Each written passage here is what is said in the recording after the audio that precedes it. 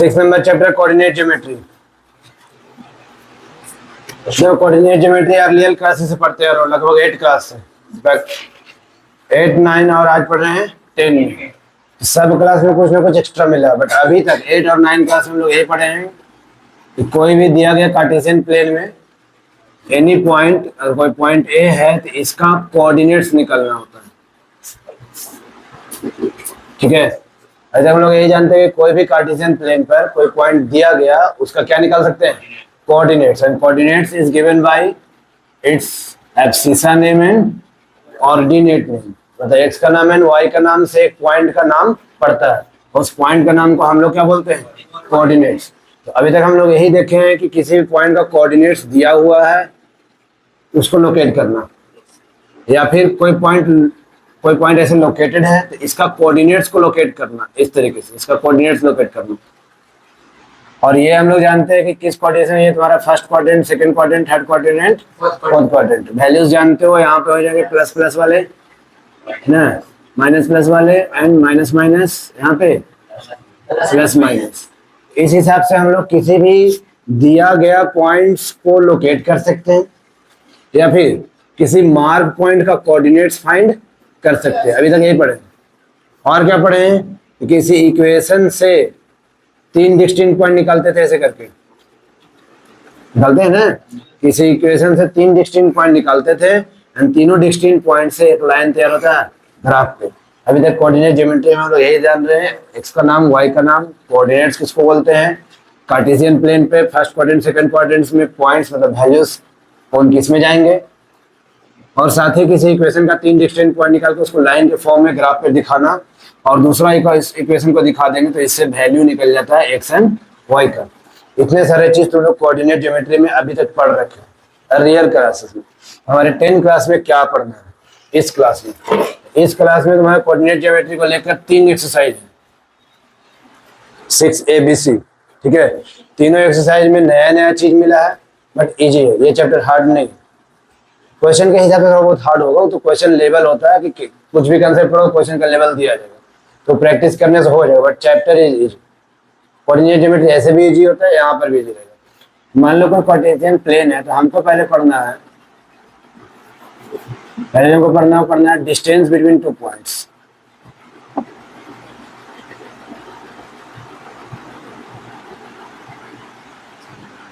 तो अभी तक ये पढ़ रखे हैं कि पॉइंट को लोकेट करना है, पॉइंट का नाम निकालना है, और अभी हमको क्या पढ़ना है? Distance between 2 point. कोई भी दिया गया पॉइंट्स के बीच में डिस्टेंस फाइंड करना, लाइक दिस। मान लो ये कोई पॉइंट ए है और यहीं पे कोई पॉइंट बी है, कहीं पर भी डिस्टेंस को फाइंड करना। डिस्टेंस तो यही है ना इन दोनों के बीच में, उसको फाइंड करने के लिए हम क्या करेंगे? ऐसे बनाएंगे, एक ट्राइंगल बन जाएगा। तो कौन सा ट्राइंगल बन गया? ये बन गया राइट एंगल ट्राइंगल। हमको डिस्टेंस कौन सा फाइंड करना है? डिस्टेंस ए बी फाइंड करना है। तो distance A B right angle triangle में कैसा काम कर रहा है? हाइपोटेनस के जैसा।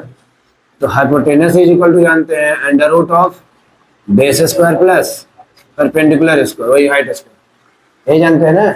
और उसी से फाइंड भी कर सकते हैं, जैसे ऐसे हुआ 1 2 3 4 5 6, यहाँ से यहाँ तक बेस आ रहा है इसका, जैसे 1 2 3 4 5, यहाँ से मान लो यहाँ तक बेस आ रहा है ऐसे।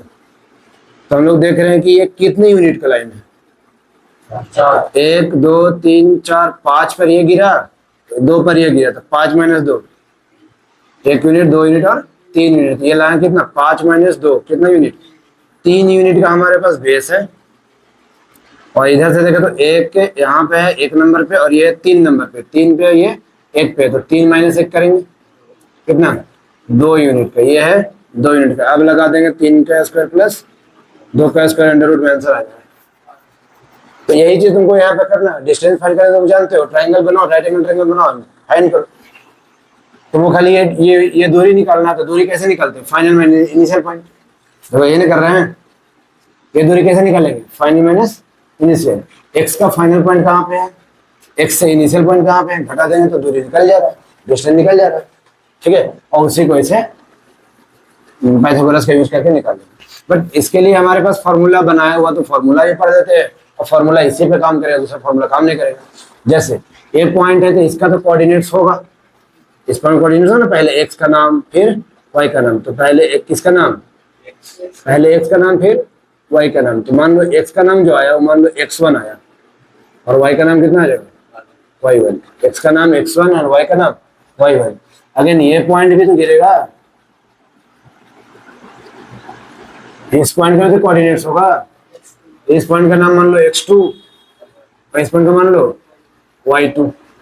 ठीक है, formula is same, A B is equal to root of B, B मतलब ये है हमारा बेस, बेस यहाँ से यहाँ तक फाइनल पॉइंट कौन है इसका x2, x एक्सिस का पहले नाम ना, x2 यहाँ पे है और x1 यहाँ पे है, तो हम लोग कैसे निकाले थे दूरी, फाइनल माइनस इनिशियल कर दे। ये ओरिजिन पॉइंट से ये हमारा क्या है ओरिजिन, तो ओरिजिन से ये x2 दूरी पर है, ओरिजिन से ये x1 दूरी पे है, ओरिजिन से ये 5 दूरी पर है, ओरिजिन से ये 2 दूरी पे थे। इतना दूरी कितना हुआ, ये हुआ 5 माइनस 2 3 का दूरी। तो यहाँ पर क्या लिख सकते हैं x2 minus x1 base, base का whole square plus perpendicular, perpendicular है हमारा इस ओरिजिन से ये कितना दूरी पे है y2 दूरी पे है, और इस ओरिजिन से कितना दूरी पे है y1 दूरी पे है। तो नेट दूरी कितना हो गया y2 माइनस y1 क्या क्या होल स्क्वायर। तो तुम डायरेक्ट फार्मूला बोलो, इतना जानने होने की जरूरत नहीं है, तुम बेसिक्स चल सकते हो। फार्मूला याद है तो x2 minus x1 whole square plus y2 minus y का होल स्क्वायर अंडर रूट में, that is distance formula, distance between any two points.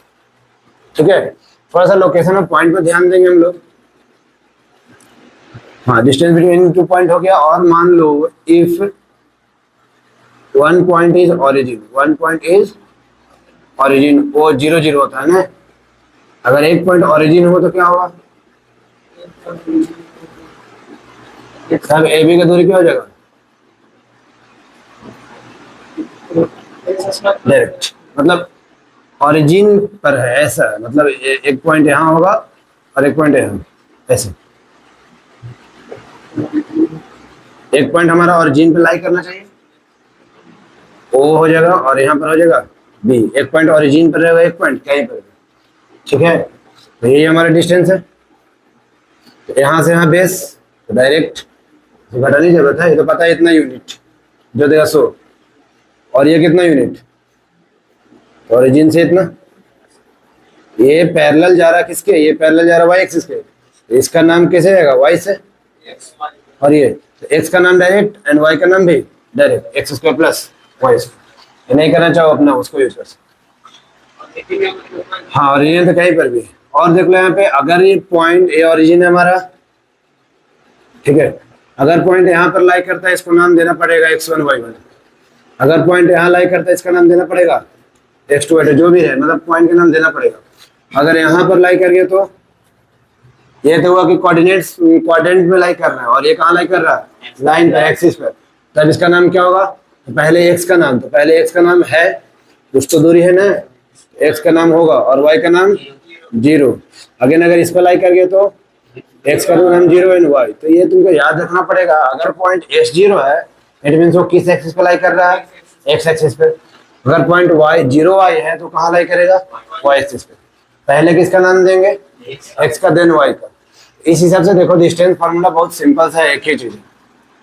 और जब एक पॉइंट 0 0 हो जाता है, जैसे 5 माइनस 0, कुछ नहीं फर्क पड़ेगा, हम लोग लिख देते हैं x square plus y square. ये तुम्हारा डिस्टेंस फार्मूला इस चैप्टर के लिए। ठीक है, क्या चीज, नहीं नहीं तुम यही चलो, इससे दिक्कत अपने आप पॉइंट को 0 रखेगा, बस बताया जा रहा तुमको। 6A ओपन करो तो चैप्टर इजी रहेगा, थोड़ा बहुत आंसर बड़ा बड़ा बनाना पड़ेगा, बट ज्यादा हार्ड है। 6A ओपन करेगा,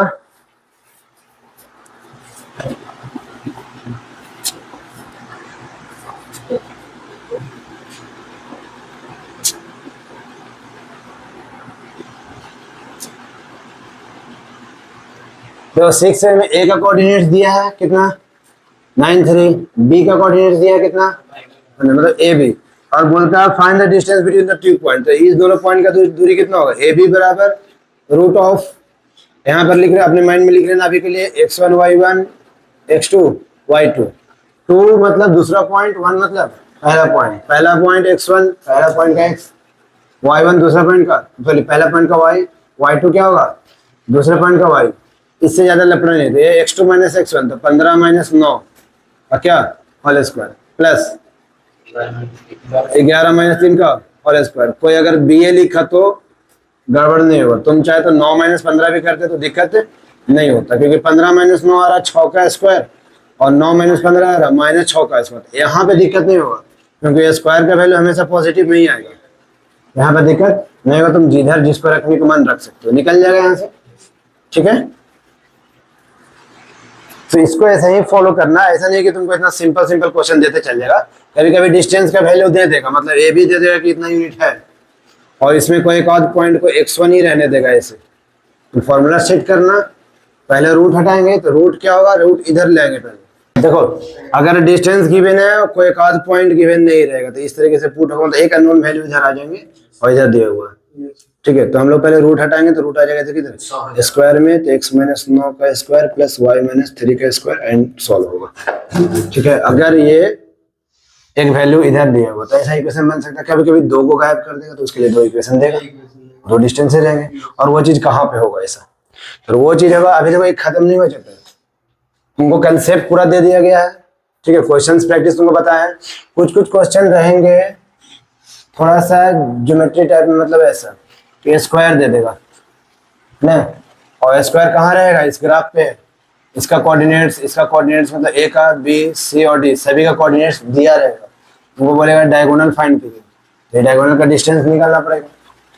तो अगेन इस पॉइंट और इस पॉइंट का यूज करेंगे, डिस्टेंस फाइंड कर देंगे। जितने भी प्रॉपर्टीज ऑफ पैरेललोग्राम पढ़े थे, प्रॉपर्टीज ऑफ क्वाड्रिलेटरल, 6 टाइप्स का क्वाड्रिलेटरल था ना, 6 का प्रॉपर्टी तुमको इस बुक में यूज होगा एज अ कोऑर्डिनेट फॉर्म। जैसे तुमको बोलेगा दिखाइए कि दिया हुआ फिगर रेक्टेंगल है कि नहीं, तो दिया हुआ फिगर का चारों कोऑर्डिनेट्स दिया रहेगा।